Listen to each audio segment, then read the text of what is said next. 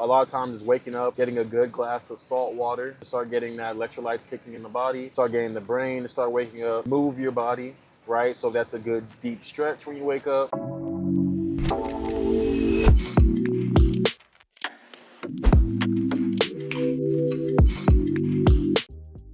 I want to talk about the importance of what you do when you first wake up in the morning. A lot of times people wake up in the morning and the first thing is they're reaching for their phones.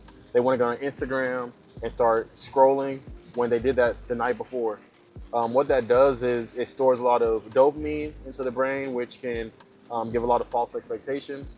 Also, it can already get your cortisol levels high whenever you first wake up in the morning. So the first thing you should do whenever you first wake up is one, give thanks, gratitude. So if it's through prayer, whenever you do that, or your way of just showing love to maybe your family, if you have a spouse, maybe showing some love to the spouse, animals, whatever it may be, but giving back to nature, giving love to nature, giving love to the creator is the very first thing. Two, finding a time to at least sit in a little bit of silence so then you can see how your body is feeling whenever you wake up. A lot of times people wake up very fatigued, and that means that the night before you didn't really get the best rest, or your brain wasn't able to shut off, is typically what we see. Or you may have overworked your adrenals, and so now they're still trying to repair. So a lot of times is waking up, getting a good glass of salt water to start getting that electrolytes kicking in the body, start getting the brain to start waking up, move your body, right? So that's a good deep stretch when you wake up. Maybe a dynamic stretch depending on what kind of occupation you have.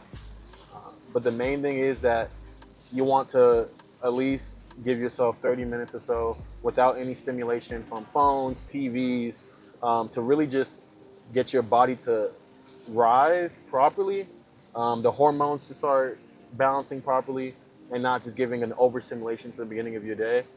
Doing these few things can not only give you more satisfaction throughout your day, but then also it lowers the chances of depression and anxiety.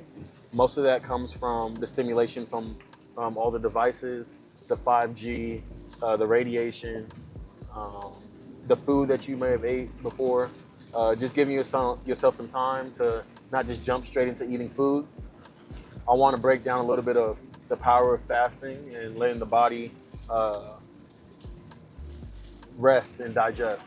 So whenever you are fasted, your body can actually start to break down some of the food and information that's already been there, maybe stored for days, stuck in the GI tract, or it could be something that is still stuck and being processed in the stomach, depending on what you eat. Like if you ate a heavy steak, that usually takes about 2 to 3 days to fully break down.